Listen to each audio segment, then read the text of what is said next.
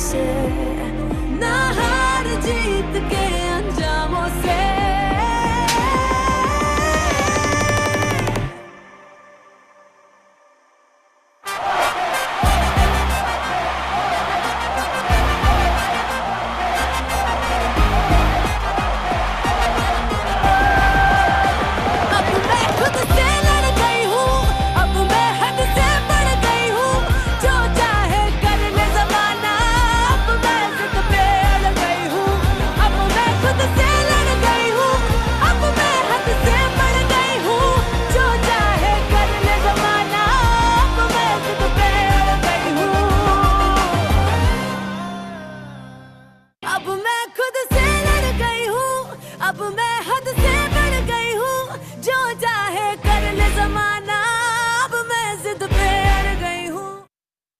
पण ही एक चिकित्सा आहे. मग जेव्हा म्हणजे काय, शरीराची स्वच्छता कशी करायची किंवा डिटॉक्सिफिकेशन म्हणजे काय, आयुर्वेद यासाठी काय सांगतं, डॉक्टर मानसी याच्यावर आपल्याला काय काय सांगणार आहे, त्यावर घरगुती उपाय काय, उपचार काय आहेत, हे सगळं या पॉडकास्टमध्ये तुम्हाला कळणार आहे. आणि शरीर शुद्धीकरण किती गरजेचं आहे, आजचा विषयही अर्थातच खूप महत्त्वाचा आहे. शरीर शुद्धीकरण, डिटॉक्सिफिकेशन म्हणजेच शरीराची स्वच्छता आतून करणं हे खूप गरजेचं आहे. पण मुळात शरीर शुद्धीकरण म्हणजे काय, ते कसं करायचं असतं, याबद्दल जरा माहिती सांग. शरीर शुद्धीकरण हे काम महत्त्वाचं आहे, कारण आपलं शरीर हे रोज कार्यरत असतं. म्हणजे 365 डेज त्याला आराम नसतो. म्हणजे प्रत्येक क्षणाला आपल्या शरीरामध्ये काही ना काहीतरी डिटॉक्सिफिकेशन सुरूच असतं. लाईक किडनीजमधनं सगळं जे काही पाण्यामार्फत किंवा रक्तामार्फत जे काही ॲसिड्स असतात, जे काही टॉक्झिन्स असतात, ते लघवीमार्फत बाहेर पडतच असतात. मल बाहेर जात असतो. स्वेद म्हणजे घाम, त्यातनं बाहेर सगळं पडत असतं. म्हणजे 3 जे मल आहेत ते डेली बेसिसवर आपल्या शरीराची शुद्धी करतच असतात. पण कसं होतं की आपण वर्षातनं एकदा दिवाळीत कशी साफसफाई करतो घराची, म्हणजे रोज साफ करतो, पण दिवाळीतली साफसफाई कशी स्पेशल असते, तसं आयुर्वेदामध्ये असे काही दिवस सांगितलेले आहेत की तेव्हा शरीर शुद्धी करणं आवश्यक आहे. आता शरद ऋतू जेव्हा असतो, म्हणजे खूप उन्हाळा तेव्हा होतो, तेव्हा पित्त प्रकोप होतो. पित्ताचा संचय होऊन तिथे चय होऊन तो प्रकोप झाला.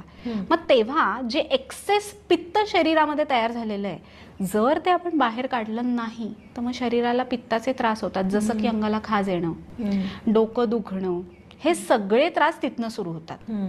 कफाचे विकार हे जनरली बघ, आपल्याला सर्दी होते ती जानेवारी फेब्रुवारीमध्ये होते, तर वासंतिक वमन जे सांगितलेलं आहे ते फेब्रुवारीमध्ये सांगितलंय. की वमन म्हणजे काय, ऊर्ध्वग शोधन, म्हणजे शरीरामध्ये जे काही दोष साठतात एक्सेस, ते आपण उलटीचं औषध देऊन उलटी मार्फत बाहेर काढतो. विरेचन म्हणजे काय, की जे शरीरात एक्सेस पित्त वाढतं ते आपण म्हणजे स्टूल होण्याच्या मार्गाने, म्हणजे मलाचं औषध देऊन जुलाब होऊन ते बाहेर काढतो.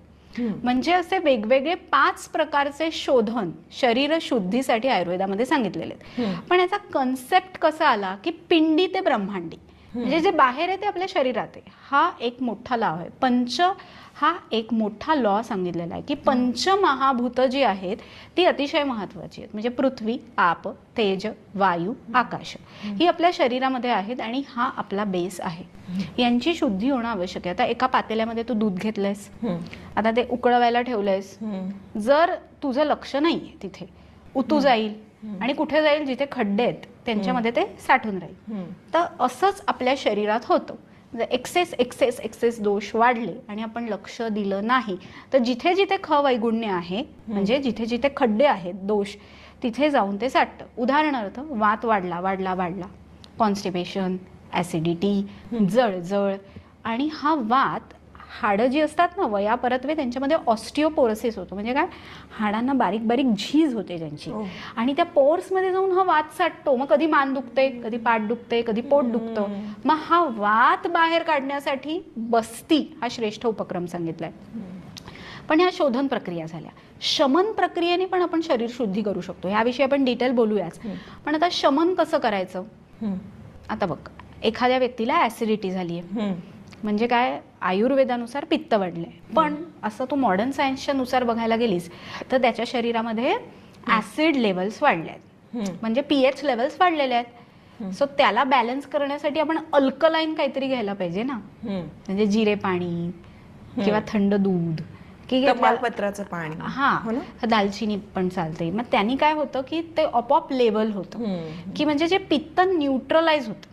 आणि ह्यासाठी हे शरीर शुद्धी आवश्यक आहे. समजा एखादा मिक्सर आहे, त्याच्यामध्ये भाज्या तू वरपर्यंत भरल्यास सगळ्या आणि तू किती मिक्सरचं बटन फिरवलंस तरी ते नीट होणारच नाही ना, कारण ते खूप भरलंय. बरोबर. त्याच्यामध्ये थोडी स्पेस हवी आणि तशीच स्पेस खरी आपल्या शरीरामध्ये आपण जेव्हा जेवतो तेव्हा प्रत्येक व्यक्तीने थोडी जागा तरी ह्या पचनासाठी ठेवायला हवी. पण आपण ते करत नाही आणि त्याने शरीर शुद्धी होत नाही आणि मग आतड्यांमध्ये वेसल्समध्ये या सगळे दोष साठून राहतात. आता हा जो मल आहे नीट क्लीन झाला नाही, पिंपल्सच्या स्वरूपात दिसतो, कोंड्याच्या स्वरूपात दिसतो, फायब्रॉइड्सच्या स्वरूपात दिसतो, एक्झिमाच्या स्वरूपात दिसतो. हा मल सगळीकडनं बाहेर पडायला लागतो. जर हे टॉक्झिन्स आपण वेळेत बाहेर काढले नाहीत, फॅटी लिव्हर म्हणजे लिव्हरवर त्यांचा लेअर म्हणजे जे फॅट्स आहेत एक्सेस, लायपोमा मेदाच्या गाठी तयार होतात. मग हे सगळं म्हणजे बघ दातांवर दात असतो काही पेशंट्सना, म्हणजे एक्सेस जे होतं ना ते कुठेतरी बाहेर पडतंच. काही जणांना इतका त्रास होतो, सिव्हिअर ऍसिडिटी होत राहते.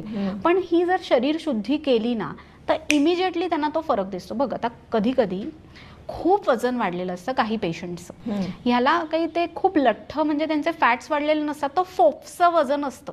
फुग्यामध्ये कशी हवा भरतो, थुलथुलीत असतात, हिमोग्लोबिन कमी असतं, थोडंसं चाललं तरी दम लागतो.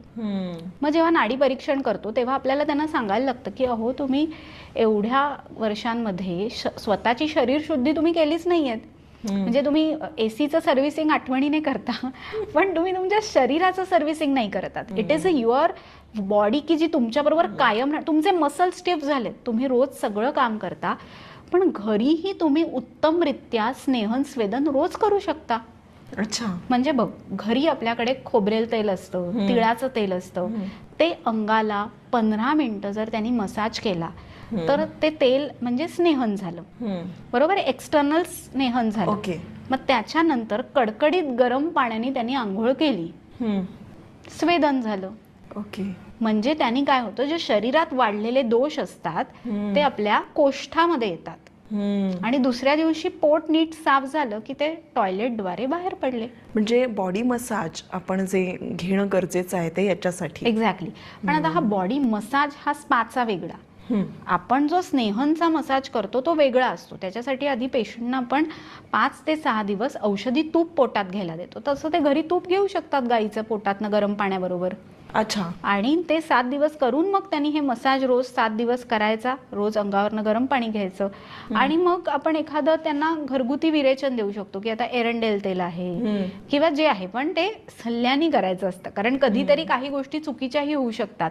तर एक थोडंसं नुसतं हे घेऊ का हे घेऊ एवढं जरी त्यांनी कन्फर्म केलं ना तरी त्यांना त्याचा काही त्रास होत नाही.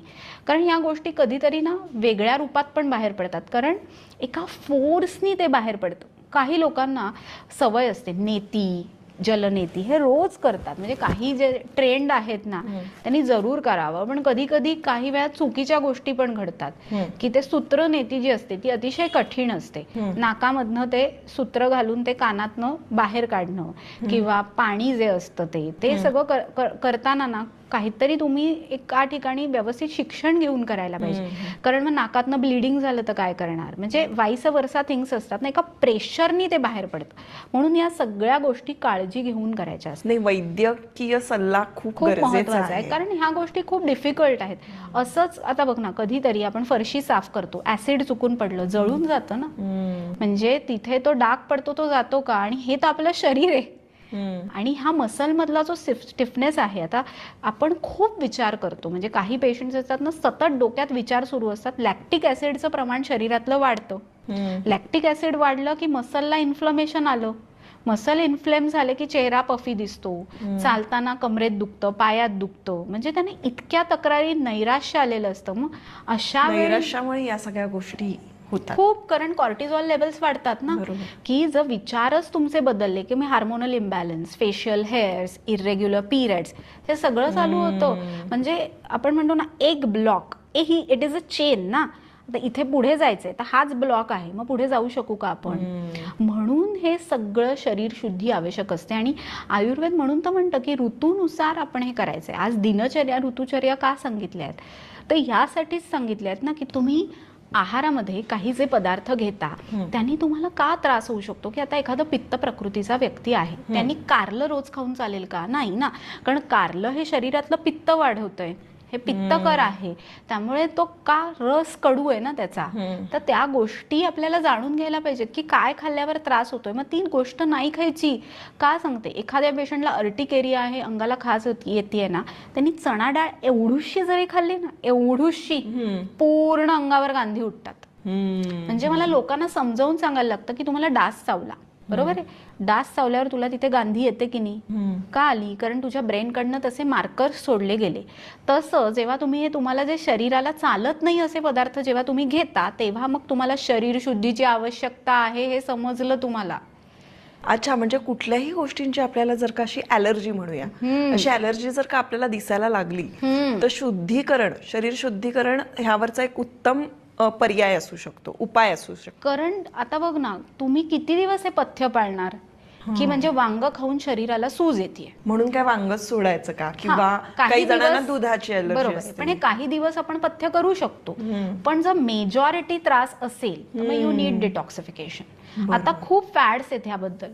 म्हणजे मला काही गोष्टी नाही पटत, ते मी तुला स्पष्ट सांगते. काही वेळेला फक्त ताक पिऊन दिवसभर राहा, तर असं नाही. डाएट साठी सुद्धा खूपदा करतात.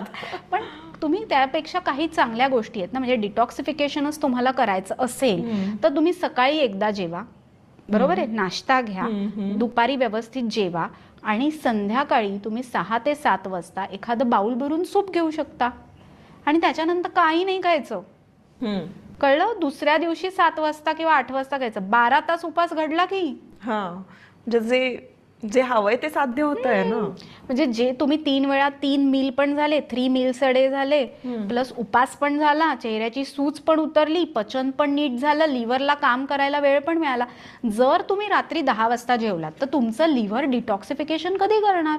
कारण जेव्हा आपण लाईंग डाऊन पोझिशन मध्ये असतो ना, सगळ्यात हायेस्ट काम आपल्या बॉडीमध्ये डिटॉक्सिफिकेशनचं होत असतं. आपण जेव्हा झोपतो ना, तेव्हा आपल्या झोपेच्या स्टेजेस असतात. त्यावेळी आपले सगळे मसल ना लूज पडतात, म्हणजे पॅरालाइज कसे होतात तसे असतात. आणि डोळ्यांचं काम असतं तेव्हा, म्हणजे डोळे आणि मेंदू हे जागृतच असतात, म्हणजे हार्ट करतच असतो, प्रत्येकाचं काम सुरूच असतं. पण तेव्हा हे सगळे टॉक्झिन्स बाहेर पडतात. आणि म्हणून बघ, काही वेळेला म्हणजे जे उतार वयातले व्यक्ती आहेत, म्हणजे अबाउट 70 वगैरे, त्यांना लघवी वारंवार रात्री होते. का? कारण तेव्हाच त्यांच्या बॉडीला वेळ मिळतो ना. उभ्या म्हणजे जेव्हा ते दिवसभर सतत उभे असतात तेव्हा बीपी लेवल्स वेगळे असतात, झोपतात तेव्हा बीपी लेवल्स वेगळे आहेत. मग रात्री म्हणजे कधी कधी मधुमेहामुळे पण हा साईड इफेक्ट असतो, पण जनरली ही लघवी वारंवार होते. ह्याला कारण तुमच्या शरीरामधले टॉक्झिन्स वाढलेले आहेत.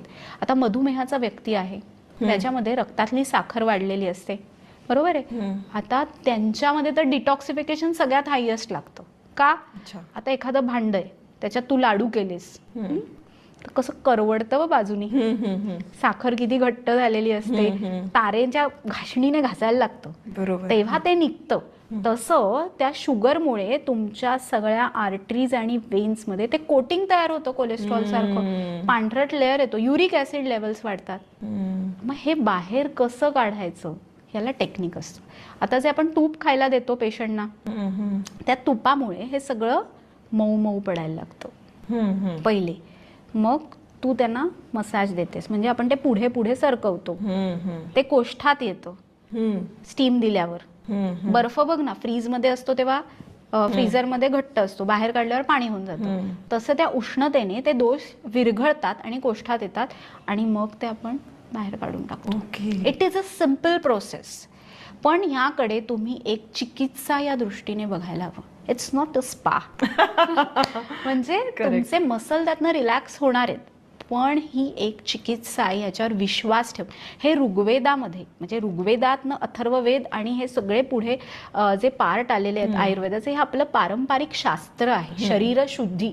म्हणजे शरीर शुद्धी बरोबर त्यांनी मनशुद्धी सांगितलेली आहे की तुमचं मन डिप्रेस्ड असेल आणि तुम्ही शरीर शुद्धी केलीत काही उपयोग नाही. बर, म्हणून ते खूप शांतपणे, म्हणजे बऱ्याच आयुर्वेदिक सेंटरमध्ये जे असं हिरवळ असते किंवा मग तिथे छान अरोमा असतो, तर या गोष्टींसाठी का, म्हणून तिथे आपण शिरोधारा करतो.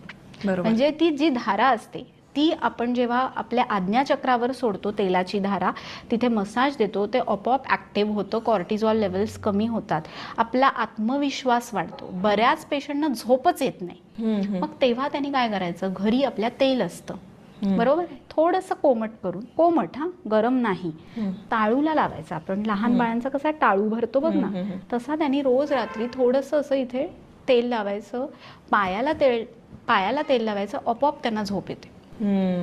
बरेच लोक पाणीच पित नाही. म्हणजे पाणी पिणं हा शरीर शुद्धीचा मोठा एक, म्हणजे आपण म्हणतो ना, एक मोठं साधन येते. आज बऱ्याच वेळेला काही जणांना ऍसिडिटी होते, त्यांना सवय असते की पाण्यामध्ये मीठ घालायचं आणि उलटी काढायची बोट घालून. तर ह्यानी काय होतं की अतिरिक्त वेळा हे करू नये. पण एखाद्याला सिव्हिअर त्रास आहे तर येस, त्यातनं लगेच त्यांना रिलॅक्सेशन वाटतं. कारण मीठ हे वामक आहे, मिठाने बीपी पण वाढू शकतं, त्यामुळे त्याचं अति प्रमाण घेऊन चालत नाही. आज चीज आहे, आपण उदाहरणार्थ घेतलं, पचन व्हायला किती दिवस लागतात? 5 दिवस. बाप रे, तेवढे दिवस ते आतड्यांमध्ये चिकटलेलं असतं. मग आपण चीज का खातो? कारण लोकांना असं वाटतं की दूध प्यायला कंटाळा आहे ना, मग चला आपण एक चीजचा पीस खाऊया, प्रोटीन्स मिळतील. Yes, it is a good source of protein, पण कोणासाठी? ज्यांचा अग्नी चांगला आहे. रोज खाऊ नये. आज पनीर खूप उत्तम सोर्स आहे प्रोटीनचा, पण आयुर्वेद काय म्हणतं, शेवटी हे फाटलेलं दूध आहे ना, सो खायचं पण प्रमाणात खायचं, योग्य वेळेला खायचं. तुमच्या अग्नीमध्ये जेव्हा ती ताकद आहे तेव्हा खायचं, तरच ती शरीर शुद्धी होते. तर शरीर शुद्धी बरोबर मनाची शुद्धी होणं पण खूप गरजेचं आहे. कारण आता तू सांगितलं की स्ट्रेस लेवल वाढलं आपलं, की कॉर्टिसोल नावाचं जे हार्मोन आहे ते स्त्रवतं आणि मग त्यामुळे सगळे इश्यूज जे होतात, म्हणजे जे विकार आहेत ते जळायला सुरुवात होते. त्यामुळे आपण स्ट्रेस लेवल कमी करणं गरजेचं आहे, म्हणजे मनशुद्धी आलीच. परफेक्ट. तर मनशुद्धी आणि शरीरशुद्धी ह्याचे आयुर्वेदात कुठले कुठले प्रकार आहेत? बघ, आता कसं आहे की आपल्या शरीरामध्ये सत्व, रज, तम असे 3 गुण असतात आपल्या मनाचे. आता आपण जर सात्विक आहार घेत असू तर आपला सत्वगुण वाढतो, तामसिक आहार घेत असू तर तामसिक म्हणजे कांदा लसूण. आता राजसिक आहार म्हणजे कसं, हॉटेलमधलं फूड आणि घरचं जेवण हा सात्विक आहार, कारण त्याच्यामध्ये आईचं प्रेम असतं, घरचं शुद्ध तेल असतं. म्हणजे बाहेरचं तेल किती वेळा तळलेलं आहे काय माहिती ना आपल्याला, and that is very bad for your cholesterol. म्हणजे बाहेर तळलेल्या तेलातले पदार्थ अतिशय कमी खायला पाहिजे. म्हणजे तेच तळलेलं तेल आपण सारखं घेतलं तर त्यांनी पुढे कॅन्सर आणि हे विकार पण होऊ शकतात. तर ते पहिले टाळायला हवं. आणि मग ही जी शरीरशुद्धी आपल्याला लागते त्याच्यासाठी मग ह्या सगळ्या गोष्टी आपल्याला लक्षात घ्यायला लागतात की प्रकृती प्रत्येकाची वेगळी आहे. म्हणजे आता एखादा पेशंट आपल्या क्लिनिकमध्ये आलाय तर ह्याला शरीर शुद्धी आवश्यक आहे का, तर पहिले नाडी परीक्षण करतो, बरोबर आहे की आता तू तुझ्या म्हणजे रिस्टवर बघितलंस आणि तुला तुझ्या हृदयाच्या जवळ सगळ्यात पहिले जे बोट आहे तिथे कफज नाडी असते, मग पित्तज असते आणि मग वातज असते. याच्यावरती तू हात ठेवल्यावरती तुला काही ठोके फील होतात. मग जो सगळ्यात जास्त जी नाडी उडते तो दोष आपल्या त्या वेळात हाय असतो. You can feel it. आणि ह्या नाडीवरनच सगळ्या म्हणजे गोष्टी कळतात. आमचे जे सर होते ज्यांनी आम्हाला शिकवलं तर त्यांनी इतकं छान शिकवलं ना की नाडी इतकी महत्वाची आहे की एखाद्याची नाडी पकडणं म्हणतो ना तसं ती नाडी परीक्षा आहे ना अत्यंत हा खेळ नाही, हे इंट्युशन आहे. जेव्हा आपण ती नाडी बघतो ना पेशंटची, आपल्याला आपोआप कळतं की अरे कफ वाढलाय, काय गरजेचं आहे, मग कुठली शरीरशुद्धी आवश्यक आहे हे आपण नाडी परीक्षणावरनं ठरवू शकतो. दुसरी गोष्ट, त्याच्याकडे बघून वेट गेन आहे, वेट लॉस आहे, शरीरावरती कुठे कुठे पॅचेस आहेत, डोळ्याखाली सूज आहे का, किंवा पोटावरती फॅटचा लेअर आलाय का, अंगाला ह्याच्या सतत खाज येते का, मग कफ वाढलाय का पित्त वाढलाय, मग विरेचन आहे का वमन आहे का बस्ती आहे. म्हणजे इतके सुंदर प्रकार आयुर्वेदाने सांगितलेले आहेत ना की पंचकर्मांमध्ये पूर्वकर्म आहेत, स्नेहन आणि स्वेदन ही पूर्वकर्म आहेत, ही बॉडी मसाज, स्टीम. दोष पातळ होतात. त्याच्यानंतर जी पुढची चिकित्सा येते त्याच्यामध्ये हे बाकीचे कर्म सांगितलेले आहेत की वमन, विरेचन, बस्ती, रक्तमोक्षण आणि नस्य. आता एखाद्या व्यक्तीला कफाचा खूप त्रास आहे, ॲलर्जिक सर्दी आहे, कफ खोकला आहे, तर येस इट गोज फॉर वमन. वरनं आपण दोष बाहेर काढतो. उलटी वमन. विरेचन म्हणजे शोधन. मग ह्याच्यामध्ये ज्यांना पित्तज विकार आहेत, स्किन एक्झिमा आहे किंवा ज्यांना सतत ऍसिडिटी आहे, जळजळ आहे, ते त्या कॅटेगरीत येतात. त्याच्यानंतर तिसरं येतं म्हणजे बस्ती, वातासाठी सर्वश्रेष्ठ चिकित्सा. पावसाळ्यामध्ये प्रत्येकाने एकदा तरी करायलाच हवं बस्ती. आणि चौथी चिकित्सा म्हणजे रक्तमोक्षण. आता एखादा व्यक्ती आहे की ज्याचं सतत बीपी वाढतंय किंवा रक्त जे दोष आहेत, तेव्हा मग रक्तमोक्षण जळूद्वारे करतो आपण. जळू जी असते ती अशुद्ध रक्त शोषून घेते. आणि नंतर नस्य की ॲलर्जिक रायनायटिस, नेझल ब्लॉक, घोरणं, ह्यासाठी हे प्रकार सांगितलेले आहेत की म्हणजे इतका सुंदर उपयोग आपल्याला त्याचा दिसून येतो. आता ह्यातली मनःशुद्धी कशी, तर काही वेळेला शिरोधारा. ओके. म्हणजे शिरोधारा जी आहे ती आपल्या मनःशुद्धीसाठी आपल्याला मदत करते, आपलं आज्ञाचक्र ऍक्टिव्हेट करतं. पण आता ही मनःशुद्धी घरच्या घरी कशी करायची, कारण ते सगळ्यात महत्वाचं आहे ना. कारण आपल्या स्वतःसाठी आपण असतो, म्हणजे आपल्या एवढी काळजी आपली कोणी नाही घेऊ शकत. तर हे लहानपणापासून आपण करत आलो तर वार्धक्यात त्रास होणार नाही. तर आपल्या मुलांना आपण हे शिकवायला पाहिजे की महिन्यातनं एकदा त्यांना शिकवायचं की तुम्ही तुमच्या पायाला तेल लावा. ओके. आपले काफ मसल्स, आपल्या पोटऱ्या, हे आपलं दुसरं हार्ट असतं. त्यामुळे जेव्हा तुम्ही तेल लावता तर तुमचं हार्ट पंपिंग चांगलं होतं. दुसरी महत्वाची गोष्ट म्हणजे त्यांना डोक्याला तेल लावायला सांगायचं की आपोआप मनःशुद्धी, मन शांत होतं. आणि तिसरी गोष्ट त्यांना अशी शिकवायची की तुम्ही आहारामध्ये सगळे रस घ्यायचे, कारण आहारातनं मन तयार होतं. म्हणजे तुम्ही कुठल्या वेळी खाता, तुम्ही कुठे खाता, तुम्ही किती प्रमाणात खाता, यातनं तुमचा मनाचा गुण तयार होतो. आणि ह्या बरोबरच सगळ्यात महत्वाचं आहे पाणी. त्यातनं तुमचं आणि आजूबाजूचं वातावरण तर मॅटर करतंच की कसं आहे. पण आजकाल असं आहे की मुलांमध्ये मोबाईलचं वाढतं प्रमाण झालेलं आहे की त्यांना पटकन दिसतंय ना, इझिली अवेलेबल आहेत काही ज्या गोष्टी त्यांनी बघायला नकोत. मग अशावेळी त्यांची मनःशुद्धी असणं, सात्विकता, इनोसन्स त्यांचा जायला नको. ही मनःशुद्धी का गरजेची आहे की त्यांच्या मनामध्ये षड्रिपू निर्माण होणार नाहीत. मद, मत्सर, क्रोध. आता आपल्याला एखाद्याविषयी सतत राग आला तरी पण आपल्या रक्तातलं पित्त वाढतं, मग पुढे जाऊन डोकेदुखी, बीपी. म्हणजे जर तुम्ही एखाद्याचा चांगला विचार नाही करू शकलात त्याचा साईड इफेक्ट तुम्हालाच होतो. तुम्हाला एखाद्या गोष्टीचा त्रास झाला ना, यू स्पीक आउट, हो मला हे वाईट वाटलं. कारण तुम्ही माणूस आहात, यू हॅव अ फिलिंग्स. तुम्हाला रडायला येणारे कुठलीही भावना मनात धरून ठेवू नका, म्हणजे आपोआप शरीर शुद्धी आणि मनःशुद्धी कायम होईल. जर तुमच्या भावनांचा कंट्रोल गेला ना, सगळ्यात पहिले हार्मोन्स बदलतात. आणि म्हणून व्यायाम, म्हणजे जे व्यायामाचा हार्मोन आहे एन्डॉर्फिन्स, ते आपल्या शरीरात स्रवत राहतात. म्युझिकमध्ये जे आपण म्हणतो ना की ती ताकद आहे, म्हणून आपण आपल्या घरामध्ये ओंकाराचा नाद कायम असायला हवा. की हा ओंकाराचा नाद असल्यावर मनःशुद्धी आपण बघ ना, देवळामध्ये गेल्यावर आपण घंटा का वाजवतो, त्या व्हायब्रेशन्सनी आपलं मन शुद्ध होतं. आणि तिथे एक जी व्हायब्रेशन्स असतात, सामूहिक उपासना तिथे घडते. आणि म्हणून मनःशुद्धीसाठी तुम्ही मनाकडे लक्ष द्या, त्याचा आवाज तुम्ही ऐका, आपोआप तुमचं मन शुद्ध राहतं. क्या बात आहे. मनःशुद्धी तेवढी महत्त्वाची आहे, शरीरशुद्धीसुद्धा तेवढी महत्त्वाची आहे, हे लक्षात आलं. मला आता विचारायचं होतं की ही आपण घरच्या घरी शरीरशुद्धीकरणासाठी काही करू शकतो का? म्हणजे तुझी गोल्डन टिप नंतर सांगच, पण आत्ता शरीरशुद्धीसाठी आपल्याला प्रत्येक वेळेला आयुर्वेदिक सेंटरमध्येच जायला हवं आणि चिकित्सा करायला हवी का?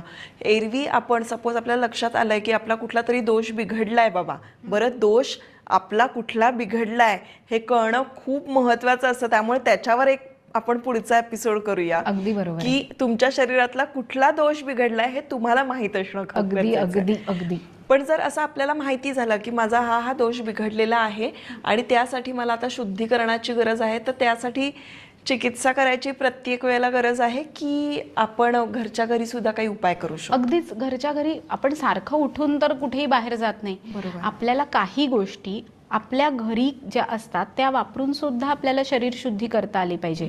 आता आपली स्किन टॅन झाली असेल तर आपण बेसन आणि दही एकत्र मिक्स करून अंगाला लावतो की ते टॅनिंग निघून जातं. हीच शरीर शुद्धी अपेक्षित आहे ना, की आज आता आपल्या शरीरामध्ये खूप मल साठलाय, आपल्याला कळतंय, तोंडाला आपल्या वास यायला लागलाय, पोट डब्ब होतंय, ढेकरा सारख्या येत आहेत, तर आपण साधं गरम पाणी घेऊन पोटाला त्याचा मसाज केला, गरम तेल घेऊन आपण त्याचा पोटाला मसाज केला आणि गरम पाण्याच्या पिशवीचा शेक दिला पोटाला, खोबरेल तेल साधं वापरलं तरी 2 दिवसात तो हलकेपणा पोटाला येतो. म्हणजे हे एक प्रकारचं स्नेहन झालं. आता बघ, पूर्वी आपल्याला आजी आजोबा सांगायचे की अगं शनिवारी एरंडेल तेल घे. का होतं हे? की तुमच्या शरीरात वाढलेलं पित्त बाहेर पडावं म्हणून. म्हणजे त्यामुळे तुमचं पित्त त्यातनं बाहेर पडून जातं. किंवा आता सगळ्यात छान असा उपाय आपण बघतो की अँटीऑक्सिडंट्स हे खूप महत्वाचे असतात ना या बाबतीत, की जे आपल्या शरीरात टॉक्झिन्स आहेत ते कमी होण्यासाठी, पेशींना नवीन ताकद देण्यासाठी अँटीऑक्सिडंट्स महत्वाचे आहेत. मग काही आपण सकाळी उठल्यावर काही वेलचीयुक्त काढा असं घेत असू तरी पण तुमच्या शरीरात वाढलेले हे ऍसिड लेवल्स कमी होतात. आणि शरीर साईन कसं देतं माहितीये? शरीरातली उष्णता वाढलेली दिसते. अच्छा. की आपल्याला कळतं की अरे कडकी एक म्हणतो बघ ना, अंगामध्ये एक उष्णता वाढलेलं फिलिंग येतं, किंवा सतत सर्दी खोकला येतो, ढास लागते, त्या पेशंटना सतत ठसका लागतो, खोकला येतो, इथे इथे घशाशी टोचत राहतं. म्हणजे कळतं की अरे आपल्याला आता कफ शुद्धीची गरज आहे. मग कांद्याचा रस असेल, त्याच्यात थोडासा मध घातला, ते घेतलं तरी सुद्धा तुमचा वाढलेला कफ कमी होतो. ही एक प्रकारची शरीर शुद्धी आहे ना. आज घरी कापूर जरी फिरवला तरी ती हवा शुद्ध होते. तो एअर आपण ब्रीथ थ्रू इनसाइड घेतो, म्हणजे लंग्स मध्ये शुद्धीसाठी मदत होते. अगं साधं वेखंड आहे, ते जरी तुम्ही टाळूला चोळलत, म्हणजे कपाळाला, छातीला, कफ कमी होतो. ही शरीर शुद्धीच आहे ना एक प्रकारची. म्हणून आपण बघ लहान बाळाकडे बघायचं, इट्स अ आयडियल दिनचर्या. तो कसं करतो की अंगाला पहिले तेल लावतो, मग गरम पाण्याने आंघोळ, पीठ लावतो, वेखंड लावतो. म्हणजे तेव्हा आई म्हणजे बाळंत शोपा वगैरे खात असते. का? कारण पचन चांगलं होतं. म्हणजे दिनचर्या आणि ऋतुचर्या जी आयुर्वेदामध्ये सांगितली आहे ती जर आपण फॉलो केली तर वेगळी शरीर शुद्धी लागतच नाही. कारण सकाळी उठल्यावर त्यांनी पहिले काय सांगितलंय की तुम्ही तुमच्या ओंजळी एवढं पाणी प्या. म्हणजे आता माझ्या ओंजळी एवढ्या मी 7 ओंजळी पाणी प्यायचं. म्हणजे it's like cleaning of your house. म्हणजे पाणी ते मी प्यायले उपाशीपोटी की छान शरीर शुद्धी होते, म्हणजे क्लीन होतं. ऍसिड वगैरे चिकटा असतो ना मलाचा, तो सगळा निघून जातो. म्हणजे सकाळी ते झालं. त्याच्यानंतर डिटॉक्सिफिकेशन, म्हणजे टॉयलेटला जाणं. मल रोजच्या रोज बाहेर पडतोय, लघवी साफ होणं, मल बाहेर जातोय. शांत झोप, मनशुद्धी आहे. जर तुम्हाला शांत झोप लागते, हे मन तुमचं शांत आहे ना, विचार शांत आहेत, झोप लागते.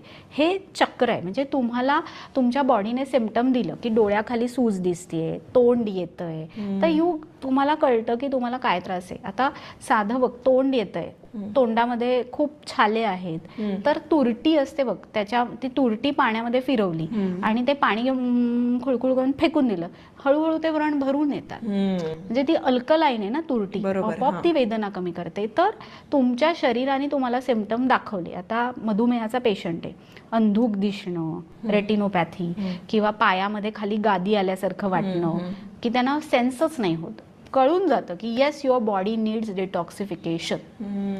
आपल्याला सतत अंगदुखी हे मेजर सिम्पटम आहे. अच्छा. म्हणजे हे लक्षातच ठेवा की तुम्हाला जेव्हा खूप अंगदुखी होते, यू नीड डिटॉक्सिफिकेशन. शुद्धीकरण करणं गरजेचं आहे. मग ते घरच्या घरी करा किंवा मग कन्सल्ट करून करा. म्हणजे तुमच्या मानसिक शुद्धीसाठी तुमच्या मनातले विचारच थांबत नाही. तुम्हाला इतका हार्मोनल इम्बॅलन्स असतो की पटकन रडायला येतं. तुम्हाला इतकं घाबरल्यासारखं वाटतं, एकटं बाहेर जाण्याचा कॉन्फिडन्स नसतो, असं वाटतं एका खोलीत ब्लॅकआउट करून आपण बसावं, कोणाशी मी गोष्टी बोलू मनातले. You need to consult. क्या बात आहे, तू इतकं छान सांगितलंयस. आणि म्हणूनच मला असं वाटतं की शरीर शुद्धीकरण करणं हे खूप गरजेचं आहे आणि प्रत्येकाला या बाबतीत माहीत असणं फार गरजेचं होतं. म्हणूनच आजचा एपिसोड खूप महत्त्वाचा आहे असं मला वाटतं. आणि घरच्या घरी काय करायचं हे तू सांगितलंस. त्यानंतर आयुर्वेदिक सेंटरमध्ये जाऊन किंवा वैद्यकीय सल्ल्याने आपण कशा पद्धतीनं चिकित्सा करू शकतो या बाबतीत तू माहिती दिलीस. खूप खूप सुंदर माहिती दिली. आता वेळ आली आहे तुझ्या गोल्डन टिपची.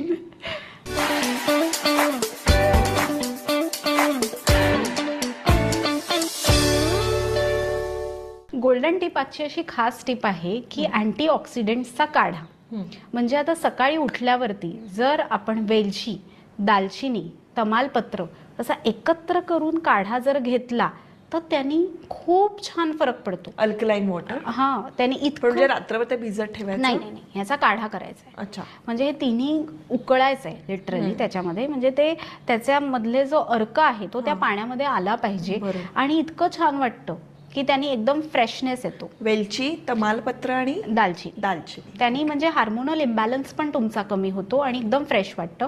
आणि दुसरी महत्वाची गोल्डन टिप अशी आहे की घरी आपल्या कोथिंबीर असते तर त्या कोथिंबीरीचा रस घ्यायचा. पहिल्या दिवशी 2 चमचे, दुसऱ्या दिवशी 4 चमचे, तिसऱ्या दिवशी 6 चमचे असा तो वाढवत 4 दिवस घ्यायचा.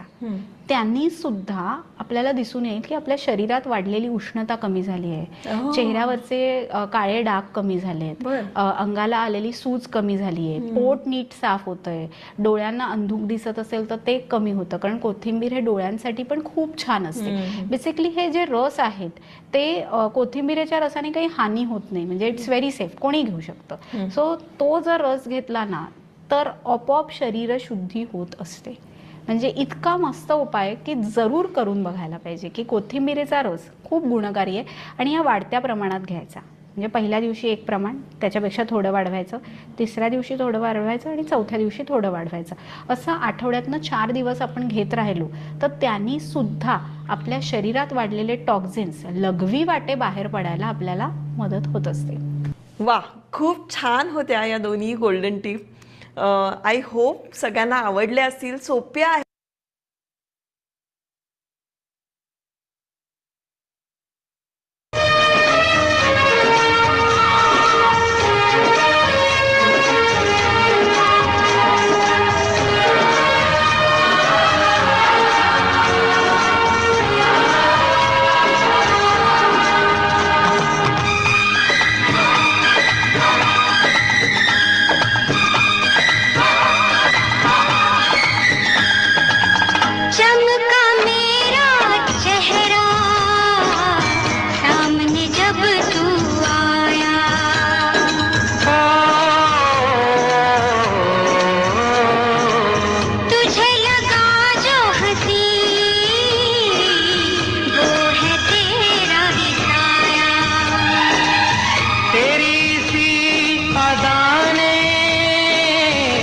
आशिक मुझे बनाया, हंसते हंसते कट जाए रखते, जिंदगी यूं ही चलती रहे, खुशी मिले या हम बदलेंगे ना हम, दुनिया चाहे बदलती रहे.